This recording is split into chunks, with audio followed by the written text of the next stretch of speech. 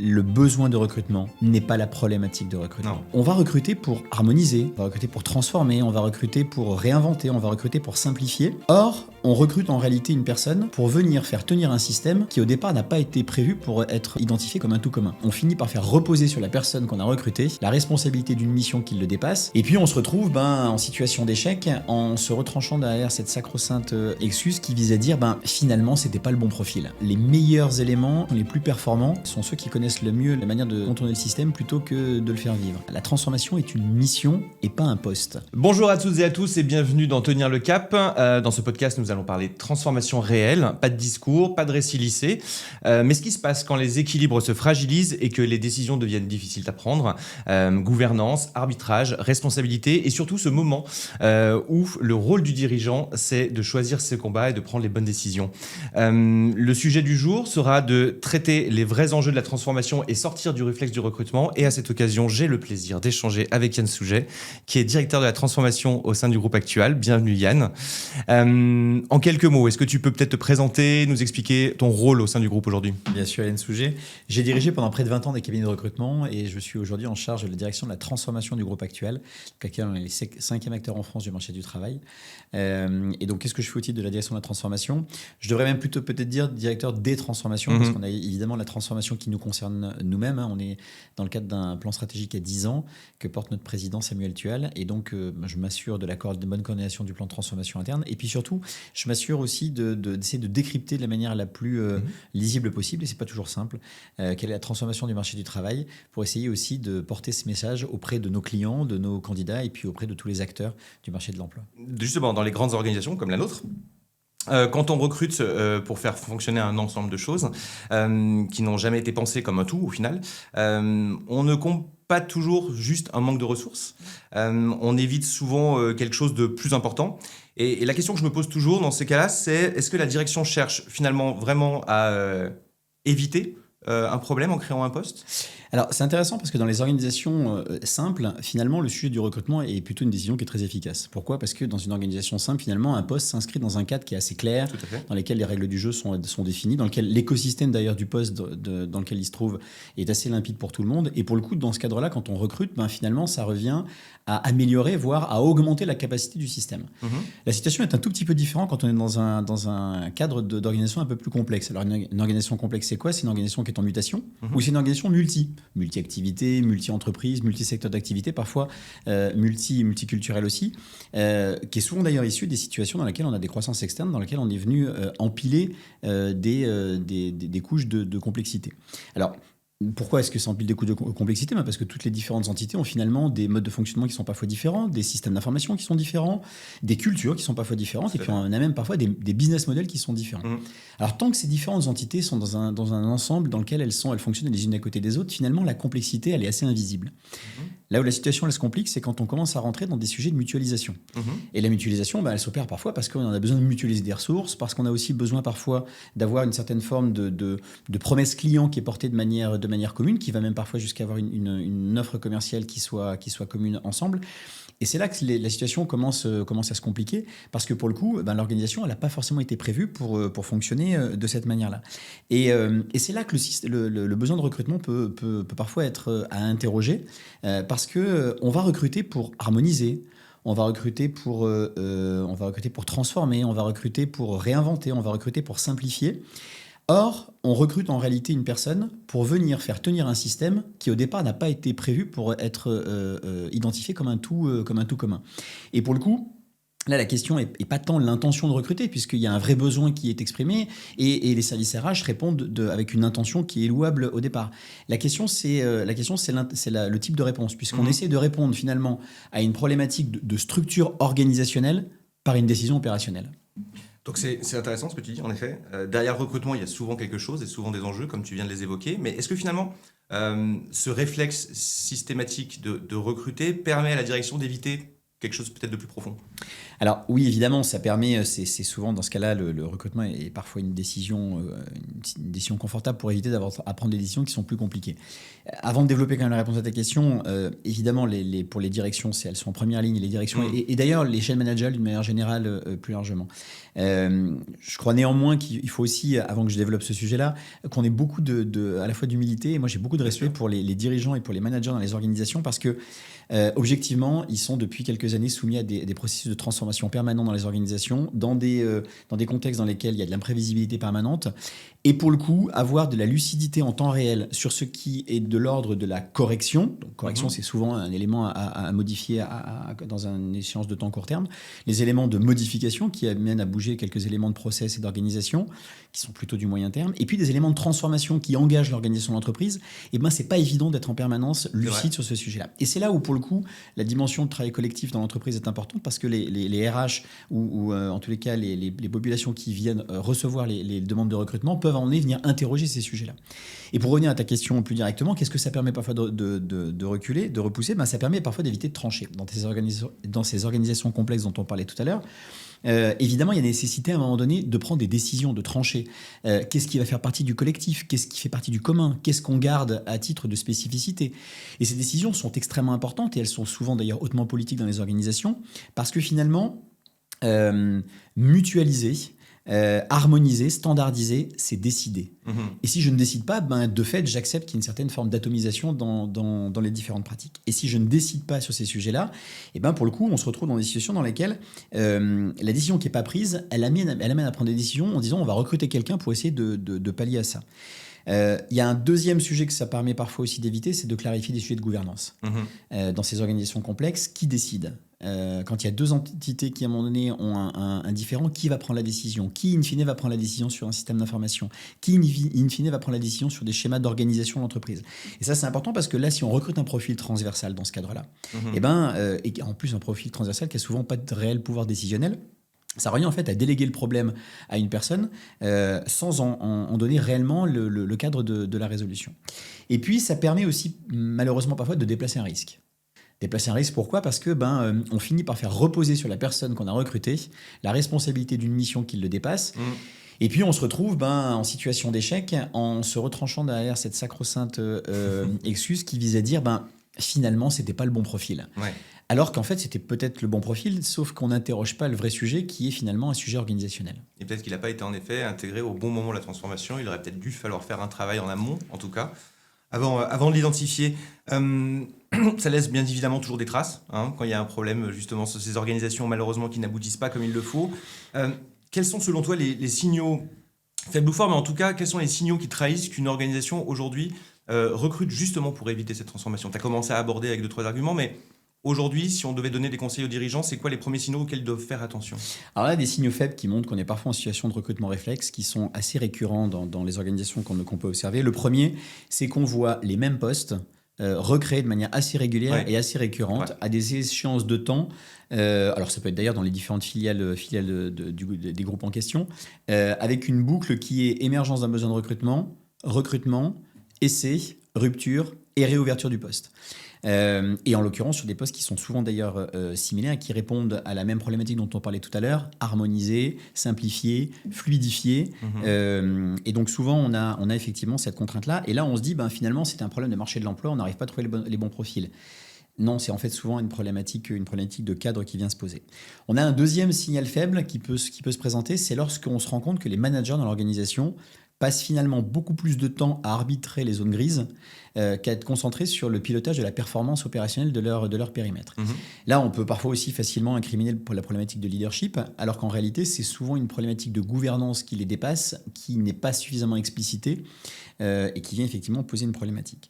On a un signal faible aussi qui peut se trouver dans la façon dont vivent leurs nouveaux postes, les nouveaux entrants dans l'entreprise. Ouais. Lorsqu'on est nouvel entrant dans une entreprise et qu'on passe un temps infini à comprendre comment ça fonctionne, alors quand on arrive à ce qu'on comprend et ce qu'on doit appréhender à la fois dans ce qui est explicité, à travers les livrets d'accueil, les sessions d'intégration, et puis il y a toute une partie d'implicite quand on rejoint une entreprise. Et quand l'implicite est nébuleux, très compliqué à comprendre, on peut effectivement s'interroger en se disant est-ce qu'il n'y a pas un sujet de transformation. Et puis il y en a un dernier peut-être qui me vient, c'est quand on constate que dans une organisation, finalement, les meilleurs éléments, les collaborateurs qui sont les plus performants, sont en même temps ceux qui connaissent le mieux la manière de contourner le système plutôt que de le faire vivre. Là, on peut quand même s'interroger en se disant on a probablement peut-être un sujet structurel. En fait, c'est tous ces éléments qui montrent qu'on a une dette d'intégration qui n'a pas été soldée. Et quand on a une dette d'intégration qui n'est pas soldée et qu'on se met en quête de recruter, finalement, l'inconvénient, c'est qu'on augmente la surface de friction dans l'entreprise plutôt que de la réduire. Et c'est quoi alors le point de bascule, on va dire? À quel moment, justement, la direction et la gouvernance comprend que le sujet, c'est plus finalement recruter, comme on le disait, mais c'est finalement peut-être se transformer elle-même, en même de transformer l'entreprise? Alors, opposer recrutement et transformation, ça n'a pas beaucoup de sens. C'est en réalité une question de séquence. Si on recrute sans avoir transformé préalablement, on soumet l'individu qu'on recrute finalement à une espèce d'injonction paradoxale et à une demande implicite à laquelle il ne va pas pouvoir répondre. À l'inverse, si on passe son temps à transformer, c'est l'organisation qu'on épuise elle-même.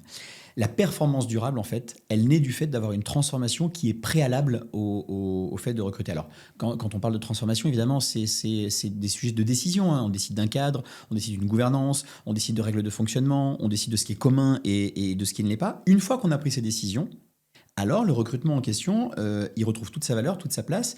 Et pour le coup, c'est un vrai levier d'accélération et pas un palliatif. Et le sujet du recrutement, il s'inscrit dans un cadre qui est plus large. Ce n'est pas simplement le fait de dire on ne recrute pas quand on transforme, c'est quelle est la place du recrutement et quel type de compétences on va les recruter. Cette question, cette réponse, elle amène de l'eau au moulin à ta question sur à quel moment est-ce qu'on prend conscience de ça. Et je le disais tout à l'heure, il y a un travail collectif, d'éclairage, de sparring partner des dirigeants et des managers pour se rendre compte que, en fait, avant de se lancer dans des logiques de recrutement, il y a probablement des décisions de transformation à prendre. Ça peut répondre à la question du comment. Ça répond du quand en tous les cas, ça répond pas complètement à la question du comment. Parce qu'une fois qu'on s'est dit ça, comment est-ce qu'on va transformer? Alors comment est-ce qu'on transforme? Il y a une partie de la réponse qui était dans la question. On ne transforme pas en se disant je vais absolument recruter des profils en CDI. Si je recrute des profils en CDI, alors que la transformation a un point de début et un point de fin, on ne réunit pas toutes les conditions. On pourrait d'ailleurs même parler peut-être des fiches de poste, parce qu'il y a des choses qui sont intéressantes dans les fiches de poste qu'on peut identifier. La question, c'est qu'une fois qu'on a identifié que la transformation est présente, alors c'est une mission. Et c'est pas un poste. Et pour le coup, il y a plein d'autres manières d'y répondre. On peut effectivement mobiliser un CDD quand on a une vision extrêmement claire de la tâche précise qu'il faut accompagner sur ce sujet-là. On peut les mobiliser si on n'a pas la compétence en interne, on peut mobiliser une compétence externe. On peut aller chercher un freelance, on peut aller chercher un partenaire extérieur. Et puis on peut effectivement aller chercher un manager de transition que tu connais bien. Je connais plutôt bien. Alors justement, avant qu'on arrive sur le sujet, tu parlais des fiches de poste et c'est intéressant. Dans les décisions qui doivent être prises par la direction au moment de la transformation, quel est le travail qui peut être fait justement au niveau de ces fiches de poste? Quels conseils, toi, aujourd'hui, tu pourrais donner? Déjà, il y a un sujet qui est très intéressant, c'est les observer, les fiches de poste. Quand dans les fiches de poste, on observe la récurrence de mots du type structurer, harmoniser, mettre sous contrôle, réinventer, recadrer, etc., ça peut quand même nous interroger, est-ce qu'on n'est pas de manière un peu insidieuse en train d'intégrer des missions de transformation sans s'être réellement posé la question à l'intérieur de postes qui, eux, ont vocation à être des postes pérennes et qui sont intégrés pour tenir le système dans le temps. Ça, c'est un premier sujet. Et pour le coup, tu parlais tout à l'heure des signaux faibles qui peuvent nous interroger sur est-ce que oui ou non on a besoin de transformer. Celui-là on est. Et ça pose un sujet qui est très important qui est ce dont je parlais tout à l'heure. La transformation est une mission et pas un poste. Et le danger, c'est effectivement de répondre à une logique de recrutement en CDI, alors qu'en réalité, derrière, on a un besoin de transformer l'organisation. Oui, on est d'accord qu'on n'est pas en train de dire aujourd'hui qu'il faut arrêter de recruter, loin de là. Le recrutement garde bien évidemment tout son impact et son importance au sein de l'entreprise, quelle que soit la période de vie dans laquelle il est. Le management de transition fait partie en effet des solutions dont tu parlais tout à l'heure. Aujourd'hui, on se rend compte maintenant depuis quelques années qu'on fait de plus en plus appel à cette solution des entreprises et même on voit au sein même du management de transition que ça évolue, les derniers chiffres le prouvent. On a plus de 30% des missions de management de transition aujourd'hui qui concernent principalement des missions de transformation et pour un tiers d'entre elles, parfois même un CDI est proposé à l'issue. Alors le manager de transition l'accepte ou ne l'accepte pas parce que bien évidemment c'est pas forcément sa velléité en tout cas en tant que manager de transition d'intégrer de manière pérenne une société, mais en tout cas il est très clair qu'aujourd'hui l'enjeu montre qu'une société bien transformée avec justement un plan d'action précis avec des KPIs extrêmement cadrés sur des durées qui durent en moyenne de ce qu'on peut constater entre 7 et 8 mois permet plus facilement de recruter derrière et justement de stabiliser un poste pour pouvoir confirmer et en tout cas repartir sur des bonnes rails. Et il y a justement derrière le recrutement.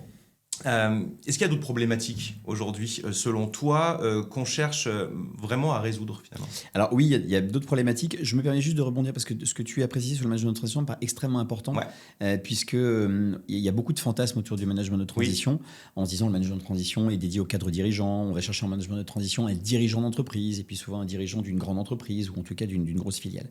En réalité, le management de transition est dans la caisse à outils des différentes solutions de la transformation. Je le disais tout à l'heure, il y en a d'autres. On peut, si on a une vision extrêmement claire de la tâche qui est à mener, on peut aller recruter un collaborateur en CDD. Ça n'empêche pas qu'effectivement, tu le disais tout à l'heure pour le management de transition, peut-être qu'il serait intégré dans l'organisation par la suite. On peut aller chercher un prestataire extérieur. Quand on a encore une fois une vision extrêmement claire de la tâche sur laquelle on va faire intervenir quelqu'un. Le management de transition intervient dans un cadre qui est bien particulier. D'abord, beaucoup plus démocratisé que ce qu'on ne pense. Aujourd'hui, on fait intervenir des personnes en management de transition quand il faut réformer un système de paye, quand il faut intervenir sur un sujet d'architecture comptable dans une entreprise, quand il y a une problématique organisationnelle qui peut être très, très opérationnelle et qu'on n'a pas forcément la compétence en interne pour architecturer, au-delà de le mettre en œuvre, pour déjà architecturer la transformation. Et donc, le management de transition n'est pas qu'un cadre dirigeant qu'on prend pour venir redresser une entreprise en difficulté. C'est l'identification en toute humilité qu'on vit un moment de transformation, un instant T, qu'on n'a pas forcément la ressource pour, et que du coup on mobilise quelqu'un sur le sujet. Et ça correspond à 4 étapes extrêmement claires. On a la première étape, c'est évidemment un mandat extrêmement clair qu'on donne à quelqu'un, qui est précis, avec une lettre de mission très claire sur un sujet de transformation, un horizon de temps qui est défini, tu en parlais tout à l'heure, ça peut être quelques mois, ça peut aller un peu plus long, mais en tous les cas il y a un horizon qui est défini. Il y a un panel de moyens, c'est le troisième sujet qui est extrêmement clair, qu'on met à disposition de la personne qui arrive. Alors ça va être des moyens financiers, des moyens humains évidemment, des moyens de sponsorship interne très clairs, auprès de qui je vais m'appuyer, qui va être mon sponsorship en interne, sur qui je vais pouvoir m'appuyer. Une logique de livrable, avec des copies, des réunions extrêmement précises. Et puis un quatrième élément, tu en as parlé subtilement tout à l'heure, c'est le fait d'opérer une transition. C'est que le manager de transition, il est là avec un point de départ, il est là pour une mission précise, et puis il est là à un moment donné pour rendre la situation et pour faire en sorte qu'il y ait une transition qui permette de revenir dans le cadre de l'écosystème stabilisé et stabilisant de l'entreprise, où là, pour le coup, on peut remettre ces sujets-là dans le cadre des mains des personnes qui sont en CDI dans l'organisation. Ça ne veut pas dire effectivement qu'on ne peut pas avoir un manager de transition qui ensuite rejoint les effectifs. Tu en parlais tout à l'heure, il y a une trentaine de % de personnes qui rejoignent les effectifs. Mais pour le coup, ça se fait vraiment en disant, j'ai clôturé ma mission, c'est une autre séquence qui démarre. Alors, il peut y avoir d'ailleurs plusieurs missions de transformation d'affilée, ça peut arriver aussi, bien sûr. Et puis, il peut y avoir une personne qui se positionne sur un poste qui est beaucoup plus pérenne dans l'organisation après avoir une mission de transition. Puis, il y a un point qu'on peut rajouter aussi, c'est que la manière dont le manager de transition va opérer justement son travail. Et tu en parlais en tout début du webinaire, c'est le fait qu'on n'arrive pas forcément à trancher aujourd'hui. On a des problèmes de gouvernance, on a des problèmes aussi souvent politiques en interne. Donc c'est difficile de prendre certaines décisions. Il faut ménager un peu tout le monde, entre guillemets, ce qui peut parfois prendre un peu plus de temps. Et pour accélérer, le manager de transition n'a pas cette pression politique au-dessus de la tête. Il a justement sa date de démarrage, sa date de fin, il a sa feuille de route, il a ses objectifs à atteindre et ses KPIs. Et justement, on peut prendre peut-être des décisions de manière beaucoup plus claire, éclairée. Alors, j'allais dire, on ne va pas forcément aller dans quelque chose de très brusque, bien évidemment. C'est des gens qui sont habitués à mener ce genre d'opération. Mais c'est en tout cas un point qui n'est pas négligeable et qui permet justement d'accélérer sur une période donnée une transformation. Ouais, tu insistes sur un point qui est important. Je parlais tout à l'heure de la nécessité de démythifier parfois les fantasmes qu'on a autour du management de transition. Et il y a les fantasmes dont je parlais tout à l'heure. Le management de transition, c'est sur des postes de cadre dirigeant et c'est pas forcément sur des postes un peu plus opérationnels. C'est pas vrai. Et tu as raison. Parfois, on assimile en se disant le manager de transition, c'est en gros, si je me reciltrais, c'est un cost killer qui arrive dans une situation difficile où à un moment donné, il faut couper des têtes. Je ne dis pas que ce n'est pas le cas et que ça n'arrive pas parfois dans un certain nombre de situations particulières. Exactement, ça dépend du contexte. Mais la plupart de ce qu'on observe aujourd'hui, et encore une fois, il faut remettre les choses dans leur contexte, on est dans des phases de transformation quasi permanente et dans des situations dans lesquelles on est dans l'incertitude quasi permanente aussi. Ces phases de transformation, elles permettent aussi à un moment donné de montrer que l'entreprise est à maturité. Et dire quand on est dirigeant, quand on est manager dans une organisation, sur ce sujet-là précis, on a pris suffisamment de hauteur pour se rendre compte qu'on a un sujet d'organisation à changer. On a un sujet qui nécessite de changer une trajectoire. On n'a pas forcément la ressource en interne, ce qui n'enlève rien à la qualité des gens qui sont dans l'organisation. Mais pour mener à bien cette mission, c'est peut-être pas moi, dirigeant, qui veut pouvoir le faire. C'est peut-être pas moi, le manager, qui veut le faire. C'est peut-être pas le responsable de service qui n'enlève encore une fois rien à ses compétences. C'est à un moment donné une personne qui arrive avec justement une vision extérieure, des compétences d'ailleurs parfois acquises dans d'autres secteurs d'activité qui permettent d'aller beaucoup plus vite sur le fait de faire bouger ces lignes, et qui vient pas forcément pour faire exploser le système, qui vient justement pour créer les conditions, pour faire en sorte que le système puisse s'adapter et être transformé et répondre aux exigences du marché et des clients. C'est intéressant ce que je dis, parce qu'en effet, il y a on peut penser qu'il faut absolument que le manager de transition vienne d'un système similaire, ou en tout cas d'un secteur d'activité similaire dans lequel il est amené à intervenir. Alors, ça peut en effet amener une phase de confort, d'avoir quelqu'un qui vient du même secteur, mais on se rend compte, et nous on se rend compte aussi avec les missions de management de transition qu'on opère aujourd'hui, que quelqu'un qui vient d'un secteur différent apporte un œil neuf, un regard différent, et rend les choses beaucoup plus efficaces au final, et les échanges avec les dirigeants sont beaucoup plus clairs. Donc, est-ce que tu as des exemples, toi, justement, en tant que directeur de la transformation, d'appel peut-être à des solutions de transition que vous auriez pu opérer, ou en tout cas des exemples? Alors moi j'en ai plein, parce qu'on en recrute, mais est-ce que toi, en tant justement que directeur de la transformation, ça a pu t'apporter à un moment donné quelque chose dans ta carrière? Oui, on peut partager ce que nous on vit en interne au sein du groupe actuel. On a opéré un plan important de transformation sur un certain nombre de sujets, et qui a justement commencé par une phase importante qu'on appelait convergence, dans laquelle on a pris le temps d'identifier ce qui justement était de l'ordre du commun, ce qui était de l'ordre et ce qui était de l'ordre des spécificités, qu'est-ce qui restait dans chacune des entités, qu'est-ce qui devait être commun, qu'est-ce qui devait être partagé. On a pris le temps également d'aller, pour construire cette logique de commun, de le faire de manière extrêmement participative. On a la chance d'avoir construit un groupe qui a fortement grandi ces dernières années. On est aujourd'hui le 5e acteur du marché de l'emploi en France, avec près de 4000 collaborateurs, avec beaucoup de croissance externe. Et donc, on a eu l'humilité de se dire qu'on avait dans chacune de nos entités des bonnes choses. Et donc, comment est-ce qu'on construisait finalement un modèle commun basé sur le meilleur de chacun. Et on a opéré des tas de phases de transformation à l'intérieur même de ce process de transformation, où on a nous-mêmes appliqué ce que je viens de dire, c'est qu'on est allé chercher des managers de transition qui, à un moment donné, sont venus apporter leur pierre. Alors, quand on a fait évoluer, par exemple, notre bascule de tous nos systèmes de paye, c'est un manager de transition qu'on a fait venir, qui a eu une mission, et puis qui est parti, et puis qui est revenu sur ces sujets-là. Ça a été pareil sur tout un certain nombre de sujets, sur des sujets de SIRH, sur des sujets de comptabilité. On a des sujets très précis sur lesquels on a fait intervenir des managers de transition. Oui. Et finalement, quel est le travail qu'un dirigeant doit faire en amont avant de commencer à travailler sa transformation et de trouver ses propres solutions? Est-ce que justement, c'est pas cette notion de vision dont tu parles? Alors oui, tu me tends la perche évidemment sur ce sujet. Ces sujets de transformation, ils sont effectivement importants de les avoir de manière lucide. Après, il y a un risque quand même, c'est qu'on se dise on est en transformation permanente, et c'est le risque du syndrome du canard sans tête. C'est en gros, on court dans tous les sens en se disant qu'effectivement, il faut transformer. Et le il faut ne fait pas une transformation cohérente et globale. La transformation s'inscrit dans le cadre d'un plan qui est plus large que le cycle de transformation dans lequel il s'inscrit, et qui lui-même est appuyé sur une vision.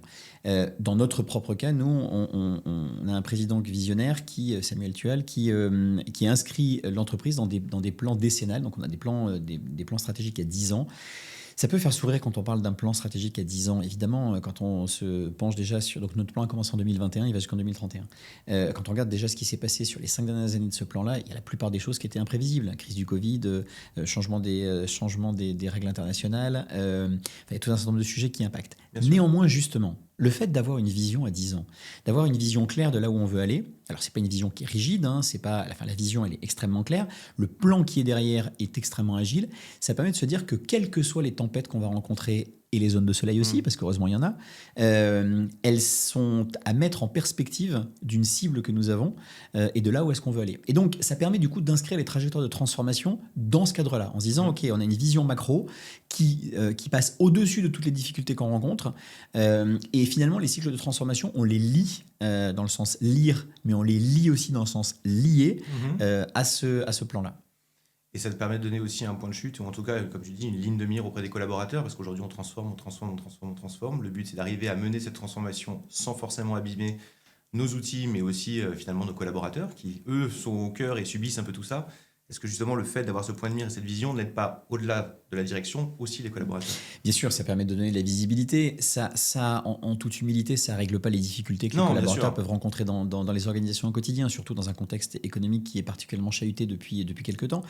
Donc ça n'empêche pas d'avoir des situations qui ne sont pas simples. En revanche, ça permet une chose, c'est de se dire Quand c'est difficile, quand c'est compliqué, quand je trouve que la semaine, le mois a été difficile, le trimestre a été difficile, je sais au service de quoi est-ce que ça se positionne. Et quand je lève un peu la tête du guidon, je sais dans quelle direction est-ce qu'on va. Ça ne règle pas le problème, Non. mais ça permet quand même de savoir où on avance. Ça met une petite zone, ça rajoute quand même une petite zone de confort. On arrive bientôt proche de la fin de ce webinaire. Donc, on vient de le voir. Pour conclure, l'idée est simple. Le recrutement est un outil. Mais le réflexe de recruter, c'est souvent un report de la décision dont on vient de parler, donc les solutions. Transformer, c'est décider au bon niveau. Recruter après la transformation, c'est recruter de manière plus juste, parce qu'en effet, le terrain a été préparé et le recrutement va être d'autant plus efficace. Si ce sujet vous intéresse, nous avons sorti un livre blanc dont vous allez recevoir un email. Tous ceux qui participent aujourd'hui ou qui assistent, vous recevrez un email avec le téléchargement possible de ce livre blanc. Vous aurez plus de détails, ou en tout cas vous inspirer encore plus de sujets. Est-ce que tu aurais un mot de la fin pour nous, Yann ? Oui, peut-être. Pour replacer le sujet encore plus largement, celui qu'on aborde aujourd'hui sur le sujet de transformation, ça visait à s'interroger en se disant, quand on a un besoin de recrutement, en réalité, il se cache peut-être quelque chose d'autre derrière. Ça fait écho à la question que tu m'as posée tout à l'heure, à laquelle je n'ai pas complètement répondu d'ailleurs. Il se cache effectivement d'autres choses derrière. Mais on a le temps de la redévelopper, Yann. Tu peux me redévelopper le... Alors je vais la développer, parce que le sujet est un peu plus large que simplement le sujet de la transformation qui se trouve derrière l'interrogation du besoin de recruter. On est dans un contexte marché qui est très particulier. On a aujourd'hui 25% des périodes d'essai qui se soldent par un arrêt de période d'essai. Alors heureusement, chez nous, ce n'est pas le cas. On arrive à baisser ce taux en dessous des 10%. On a une expérience candidat dans les process de recrutement qui est largement perfectible, pour ne pas dire autre chose. On a soit plus des 2/3 des entreprises qui disent que c'est très compliqué de recruter. Et objectivement, ça ne va pas aller en s'arrangeant, puisqu'on sait qu'on va vers une pénurie d'actifs, puisque la pyramide des âges s'inversant, on va passer d'une pénurie de talent à une pénurie d'actifs. On a un sujet démographique, en effet. On a un sujet démographique. Donc clairement, la ressource humaine, dans ce cas-là de plus noble, va devenir de plus en plus importante à traiter avec correctement, évidemment, mais aussi avec lucidité au sein des entreprises. Pourquoi je fais cette longue parenthèse ? Parce que finalement, la discussion qu'on a en se disant, on s'interroge sur ce qu'il y a derrière le besoin de recruter en CDI, et ça peut être un sujet de transformation, ça amène un sujet qui est beaucoup plus large. C'est quelle est la différence qu'il y a entre mon besoin de recruter et ma problématique à recruter ? Et ce sujet-là est juste absolument fondamental. Derrière un besoin de recrutement, il n'y a souvent pas une problématique de recrutement. On vient de le voir là pendant tous ces échanges en se disant la problématique de recrutement CDI, il peut avoir un enjeu de transformation, mais il peut y en avoir beaucoup d'autres aussi. On peut avoir, quand on va avoir un client et qui nous dit moi j'ai 40 vendeurs, j'en perds 20 tous les ans, j'ai un besoin de recrutement parce que j'ai un problème de recrutement. Non, monsieur le client, vous avez un besoin de recrutement parce que vous avez une problématique de turnover. Et on ne va pas régler le problème du turnover par un sujet de recrutement. On va le régler avec d'autres solutions qu'on est capable de mettre à disposition de nos clients. Comment est-ce qu'on les accompagne pour gérer des problématiques d'onboarding et de turnover ? Le recrutement, ce n'est pas un pansement sur une jambe de bois. Exactement. On a des tas d'autres sujets qui peuvent se présenter. Quand on a un client nous dit moi, je recrute des super postes, mais j'ai personne qui candidate chez moi. Donc j'ai effectivement un besoin de recrutement parce que j'ai une problématique de recrutement. Non, vous avez un besoin de recrutement et vous avez une problématique d'attractivité et de marque employeur. Donc là, on a des expertises pour accompagner nos clients sur des problématiques de communication RH. On en a d'autres aussi. On a des clients qui veulent nous dire parfois moi, je reçois plein de candidats. Mais alors, par contre, aujourd'hui, les candidats sont tous mauvais, il n'y en a aucun qui est bon. Bon, quand on descend et qu'on va creuser, on se rend compte qu'il y a une problématique un peu plus subtile, qui est des problématiques de référentiel de compétences. S'il n'y a pas de référentiel de compétences dans une entreprise, c'est difficile de recruter pour le besoin de l'entreprise. On prend le risque d'abord, parfois, de recruter de manière avec des critères qui sont parfois discriminants, mais surtout, on prend le risque de recruter avec des critères qui ne sont pas forcément ceux de l'entreprise qui m'emploie, mais de recruter pour les critères que moi, à titre d'individu, je pense être le bon.